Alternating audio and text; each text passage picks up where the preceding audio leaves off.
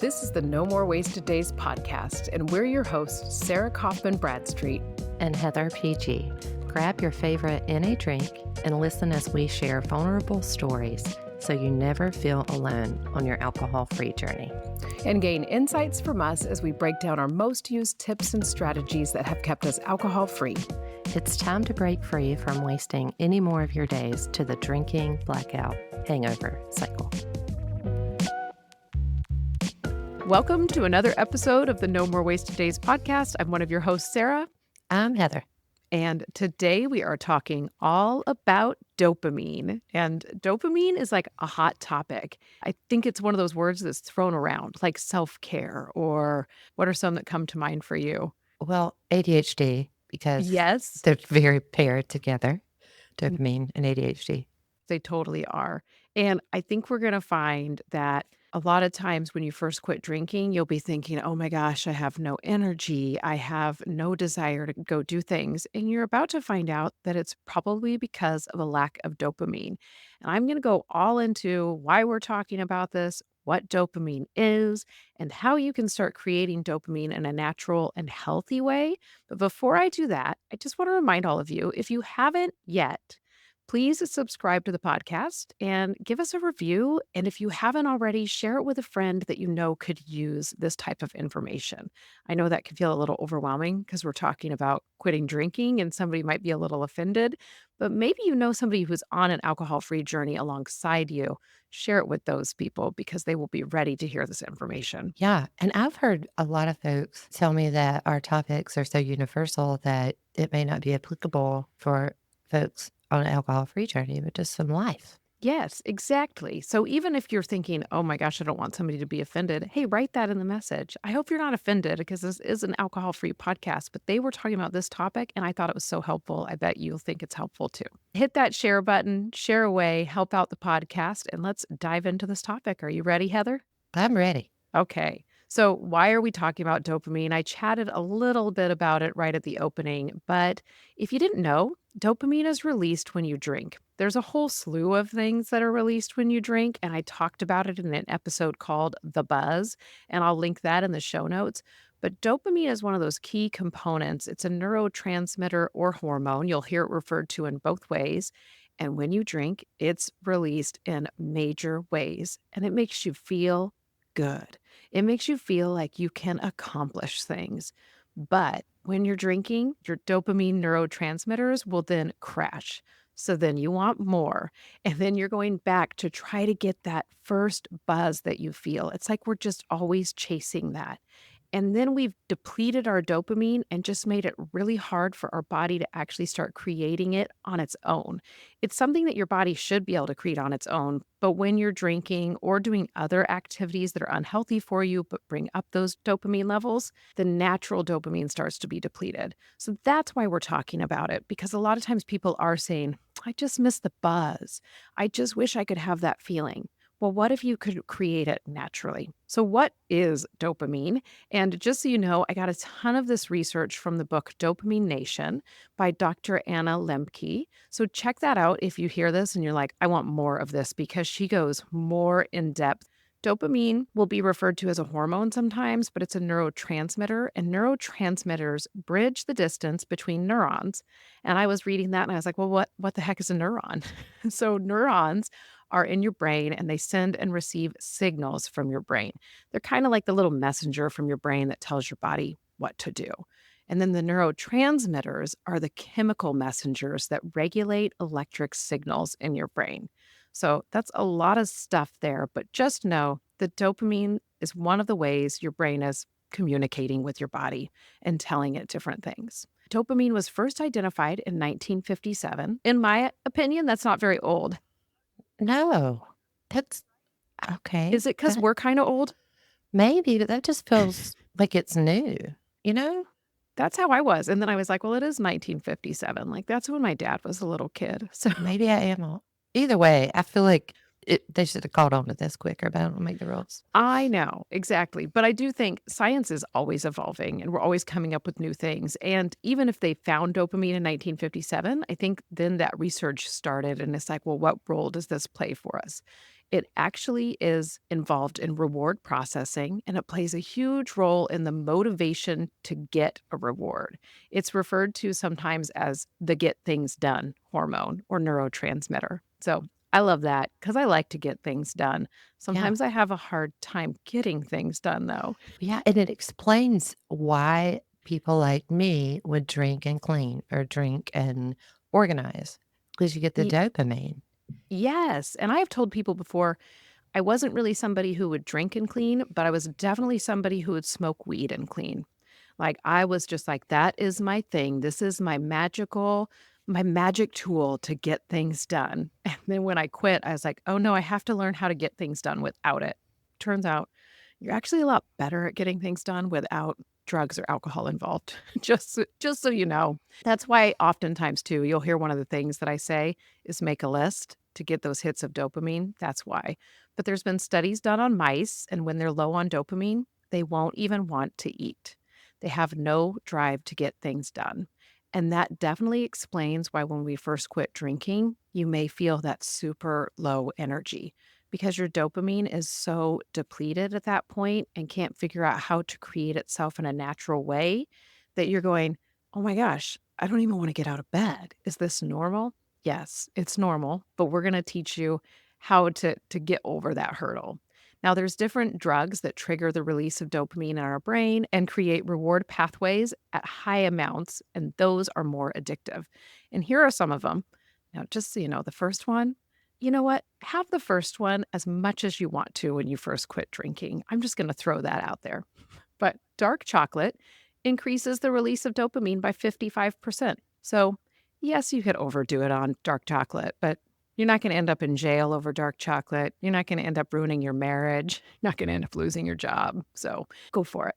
Sex increases it by 100%, nicotine by 150%, cocaine by 225%. The next one is huge. Amphetamine, which is meth, speed, Adderall, 1000%. This is, yeah, right? I know. I read that and I was like, what? That's crazy.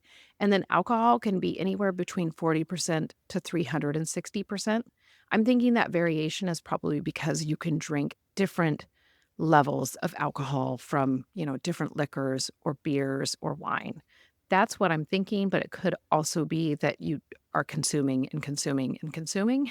And so that is going up. So, how does it work in our brain? We know kind of what it is now, when it was invented, drugs that release it. So, how does it actually work? Here's the deal our brain wants to stay in balance. So, when it feels pleasure intensely, it will then create the opposite, which is pain in the brain to keep us at balance. I thought that was so interesting when I was listening to that as I went through the book. But the more we try to seek the pleasure side, the buzz, the less we will feel the pleasure and we'll start to feel the pain because our brain is trying to balance us out. This is Huh. how we, right? It's totally like, oh, and that's why you keep going back. You keep drinking more. You keep searching for that original buzz. That's one thing that it said. It was like the more we consume a drug or addictive action, the less benefit we receive from it, which is Mhm. so true when I think about my drinking.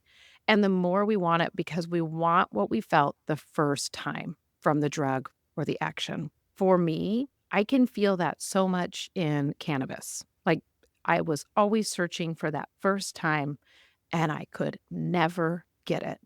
And that also helps me stay away from it now when I am like, "Oh, I could just go back to it." I'm like, "You know what? It's never gonna be as good as it was the first time." I'm really glad you said that about alcohol because I know from my career that it's called like some people call it chasing the dragon, like chasing that first half of cocaine or meth or heroin or what have you. But I have never thought about it in terms of alcohol. Yeah. And that is a great perspective. And for me, I was always wanting just the buzz. I wanted to be able to just maintain that the buzz that I really liked, where I still felt good. I could still carry on a conversation, but I just felt kind of light and airy. So to try to maintain that buzz, I would keep drinking, but then it would turn into me drinking too much, all of a sudden not remembering the next day. It's just like would always lead to that. And that's why, because you're chasing it. And Yeah, it's just it makes you feel kinda good when you realize, like, "Oh, it's not me. It's actually just the drug and how it works." right. And it's only a 15-minute high. So think about it like you chase it 4 times in 1 hour. Mhm. Yeah, and it's just not gonna work. And you actually start to crave the drug just to feel normal. Like, your sober experience won't feel normal anymore, and instead, your high or buzzed or drunk experience will feel normal.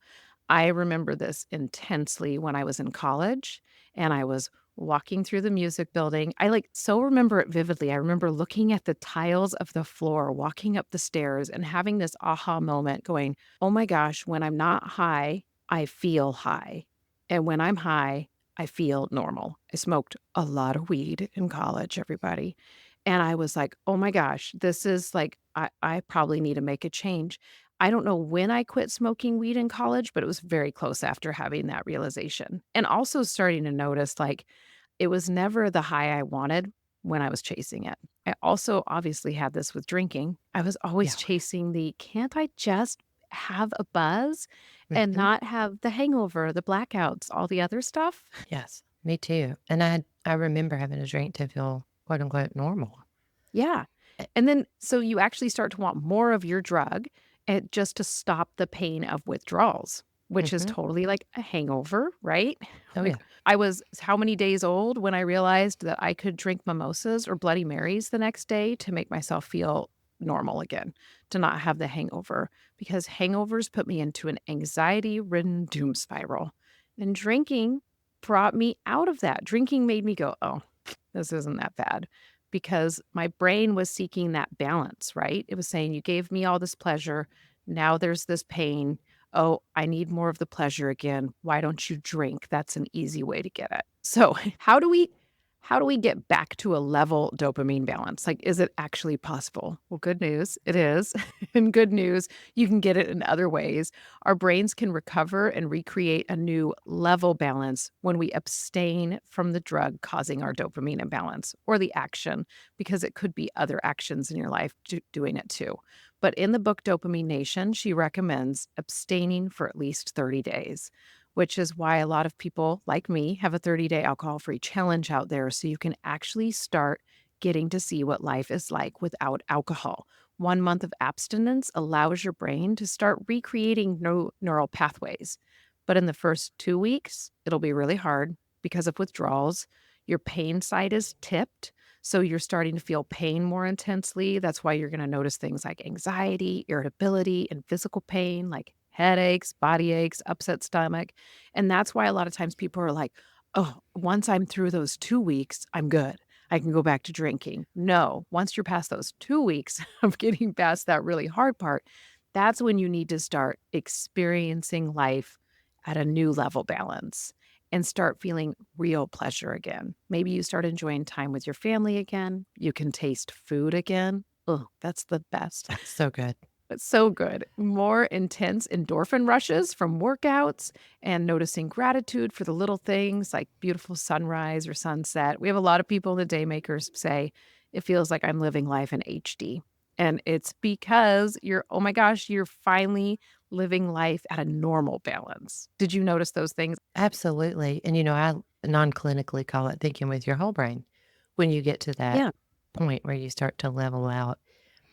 And it's like I can't remember, like, what day, like, where it shifted for me, but I distinctly remember feeling better, less like a raw nerve in the world, and just being like, "Okay, I think I can function." I wonder if it was kind of at that 2-week mark or a little bit farther because it's gonna be different for everybody. But Yeah. I do know a lot of people after, like, 2 weeks in the 30-day challenge, that's when people start saying, like, "Okay, it's getting easy now." But it's also when people start saying, "I bet I could go back to drinking now. It seems easier. I seem better." But if you go back after 14 days or 30 days, will you actually be better at it? That's something I really want you to think about. It is possible for some, but there's some things to consider. Now, it's not possible for me. I've finally like come to that realization. Yeah, same. No. Right? And I think that knowing that about yourself is something that brings power to it. A lot of people feel defeated when they feel that, like, "Oh, I can't I'm just not a person who can go back to it," and you do watch some people be able to go back to it. I'm not gonna tell you to go back to it because I have just watched it not work for so many people. but there is data out there that some people can do it. I don't know who they are, but I guess they can. But here's some things to consider. You do not heal neural pathways created by a drug. They don't go away. They just stop being used when you're not using the drug. So they're kind of like a ghost town. I love that imagery. They're just sitting there not being used anymore.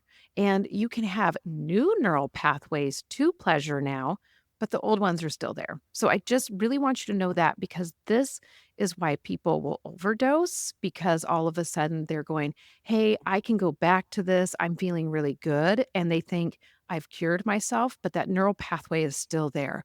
It's just kind of dusty, got some cobwebs on it, right? But all of a sudden you drink and it is opened back up again and it is ready to go at the level you were drinking at before or the level that you were consuming your drug at before. And your body's physical tolerance has gone down during this time. So all of a sudden you're quickly back into your high usage and your body is not ready for it. Knowing that knowledge was really powerful for me, and I hope it is for you too. I hope you're not hearing it and saying, "Oh, this is just like doomsday stuff. This is stuff meant to scare me." No, it's just science and data. So just use it to your advantage. For me, that made me feel really empowered, made me feel like, "Okay, this is something that I'm gonna use to my advantage, and when I do think I wanna drink again, I'll go, "Nope, it's still there. I will still always go back to the person I was as a drinker." Is this something that empowers you, Heather, or something that Yes. freaked you out in the beginning? No, it's really empowering because I believe the more that you know, the more it's kinda like name it to tame it. If you can have knowledge about it, and then you can reframe, like, the ghost town in terms of neural pathways, and know that there's hope, create new ones, and that we can get dopamine in different ways, and me personally, before I quit drinking, I didn't know that dopamine was so highly correlated with alcohol. So I think the more you know, the better you are. Yeah, exactly. So, I hope that you're feeling the same as you're listening to this and going, "Okay, this is stuff I needed to know." So, how do you create those new dopamine pathways in your brain? It's imperative for you to figure out how to release dopamine in healthy ways and sustainable ways, and it's totally possible, and you're gonna start forming those new neural pathways, and the healthier ways also do not tip the balance of our brain in a way that makes us have that dopamine crash that alcohol has or drugs. And the good news is you can create it all on your own. Simon Sinek refers to it as the selfish chemical because you don't need anyone's help to get dopamine. There are neurotransmitters like, I believe, serotonin and oxytocin, where you do need others to help you create that neurotransmitter to get more of that hormone.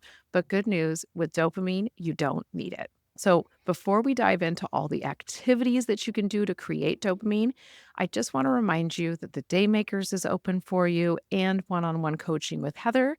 If you want some extra time with Heather and I, where you can really work on your alcohol free journey and you can have a private message thread, weekly group coaching calls with us, hop into the Daymakers. You can try it out for 7 days for $7 and decide if it's a good fit for you.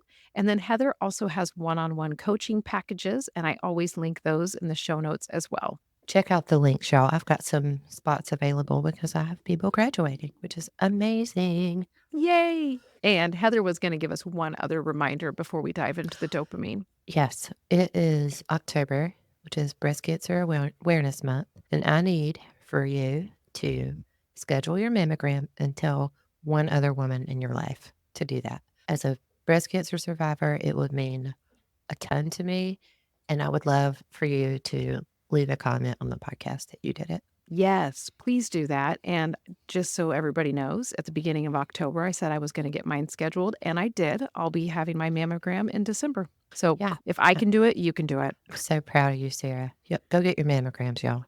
Yeah, it's simple. So let's dive back into our activities that create dopamine. This is the stuff I love talking about because there's so many different options to get the dopamine into your body in healthy ways, sustainable ways. Some of them you're going to hear and you're going to be like, oh my gosh, these are the things she talks about all the time. Do you know why I talk about them all the time? Because they work, because they are the things that are going to make it so you're not having cravings for alcohol anymore because your body's not craving the dopamine because it has dopamine. So it looks like I have 6 items that I'm going to go through. And what I want you to do is by the end of this podcast, just pick 1 or 2 of these items to add to your life and start doing consistently. I think that that's a deal we can all make. So let's dive in. Number 1, get enough sleep. When we're tired, our dopamine receptors are suppressed, so we're not able to receive dopamine and let it create the new pathways in our brain. I believe that 6 to 8 hours of sleep is the general recommendation, but I did just see a TikTok where it's recommended for women to get 8 to 10 hours. But I'm not going to lie, guys. I was like, no, no doctor on TikTok. I can't make that happen. So I'm going to stick to my 6 to 8. But honestly, if you are feeling tired and depleted, then check your sleep. Maybe you're not getting enough, or maybe it's not quality. How do you do on sleep, Heather? Pretty good. And think Yeah. of it like this. You get the best sleep when you're not drinking. So Yes, your return on investment is a better sleep versus quick hits of dopamine. exactly. The second one is meditation. Meditation clears the brain, making way for those neural pathways to form. I always feel like I do my meditation in the morning. So my brain is already feeling a little foggy because it's just waking up, but I swear it feels like I'm clearing the cobwebs as I go through the meditation. And when I do an afternoon meditation, it's like the same thing. I can feel so foggy, and then I'll do my meditation and I feel so much better. It can also provide a buzz to our brain and a tingle in our body. I love the buzz that I get from a meditation. Like, I am addicted to that feeling. And you know what? It's a good thing to be addicted to meditation because it's not hurting anybody else. It's only making my quality of life better. And it is so good for your brain. When I don't do my meditation, I'm off for the day because oftentimes I don't do meditation on the weekend. And it's something that I'm working on where I'm trying to figure out how can I make this a priority? I need to find some 5-minute meditations that I can just do on the weekends because I can tell. How's meditation going for you these days? Well, I fell off the wagon. And I will say I can tell a difference. And you just motivated me about the tingle and the buzz. And for my fellow diagnosed or undiagnosed ADHDers, before you're like, but my brain, can't stop moving. I can't stop physically moving to meditate. That's the point. Like, Yeah. it's really beneficial for us. Yeah, it really is. And there's walking meditations. There's so many different kinds of meditation now. So get out there, do your research, check the apps, and find the right one for you and start meditating and be motivated by the idea that you can do it in 5 minutes a day. Doesn't it? Like, I feel like sometimes we think it's got to be 20. It doesn't. Like 10, 5 minutes, just start making it a routine. The next one is listen to music. Okay, this one's so easy. If you can't figure out which one you're going to add, when I challenged you to add 1 or 2, do listen to music. And if you're like, well, I already listen to music, okay, then I want you to take it a step farther and create a feel good playlist in whatever app you listen to your music, a motivational playlist, if you will. When we listen to music, our brains really enjoy it and it creates dopamine in our brain. How cool is that? It's so cool. It's my favorite way, other than maybe sleep, to get dopamine and like create a new, like Sarah said, a feel good playlist. And if music is triggering for you and makes you crave alcohol like it did me, like find pre made, like new music. Like Mhm. on Apple Music, I can go find all kinds of new music to listen to. All right, number 4, this is the one that I feel like I get pushback on from people, exercise. But when we exercise, dopamine is released. It's kinda like when people talk about the runner's high. Runner's high is also endorphins when people talk about that because endorphins come in to heal pain, and when you are feeling pain from working out, the body's like, "Here's some endorphins." But the dopamine is also released, and it's why we will feel so good after a workout. Now, think about it. When I do my workout in the morning, I'm exercising, which releases dopamine, and I'm listening to my playlist that I love so much that is releasing dopamine. I'm like a happy, happy lady after my Yeah. workout.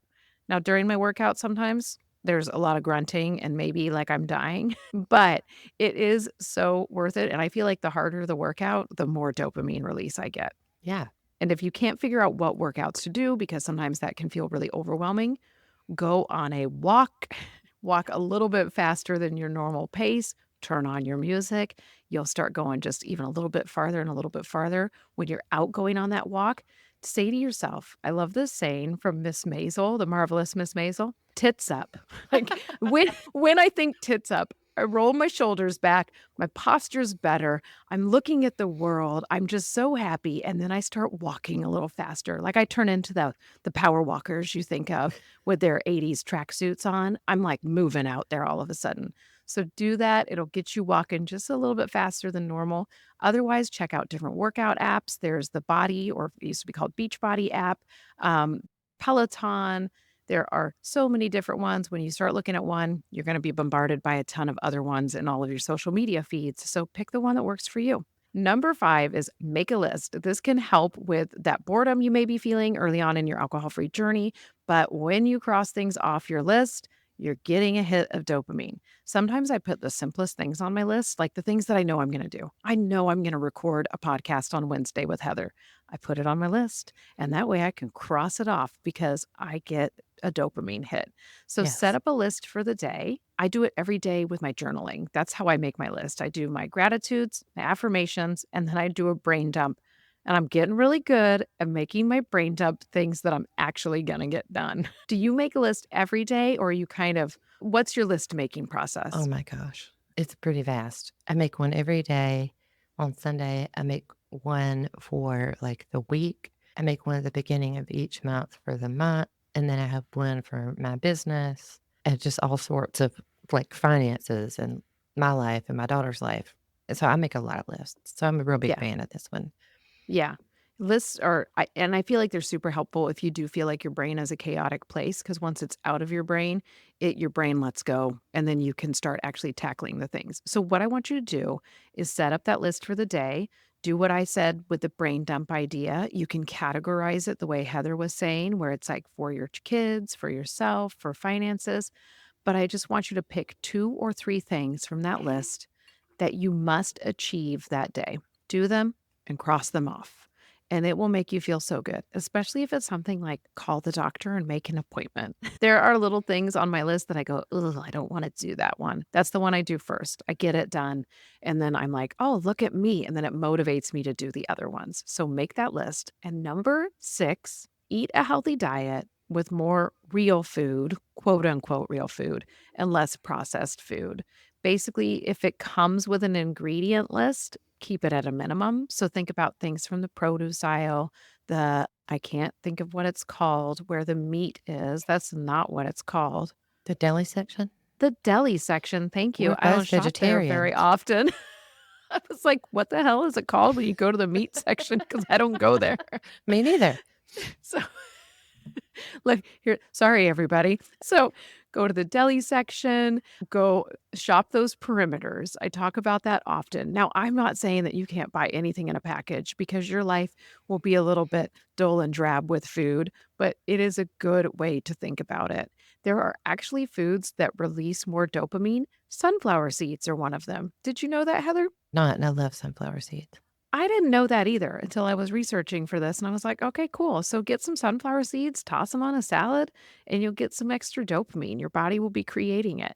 And just be thinking to yourself throughout the week, is this food real, or is it coming from a package? If it's coming from a package and it's like tofu and you know that it's tofu, okay, that's fine. If it's coming from a package and it's frozen green beans, good job. But if it's coming from a package and it's Cheetos, and I only say this because you guys know I got a problem with Cheetos, is then you go, okay, am I having Cheetos every day, or am I having them every once in a while? So don't overthink this, but do also think about getting probiotics in with your food.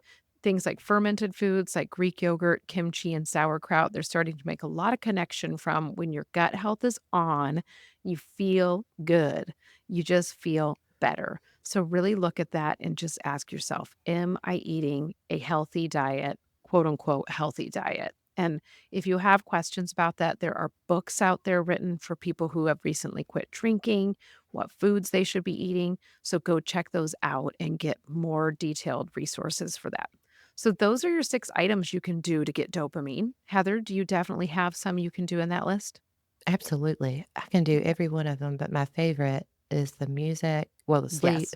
the music, and the lists, and actually doing the thing. Yes. And I have now noticed I can tell the, like, uptick when I do the thing. in Mhm. terms of, like, I assume it's dopamine, but I can actually feel the reward. Yeah, me too. It's a good feeling. So if you don't believe us, try it and just head out there and try these things. I do want to remind you that none of these activities are going to give you the major kick of dopamine like drugs do.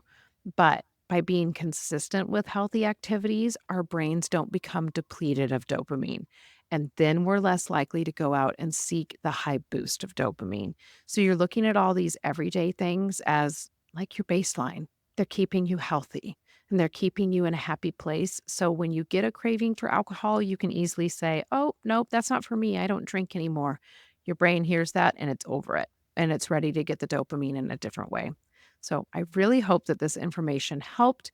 If it did, be sure to hit the stars, give us a rating, follow the podcast if you haven't already, and definitely be sure to check out the links in the show notes. Yes, and go get your mammograms, and we'll be in your ear next week. Bye, y'all.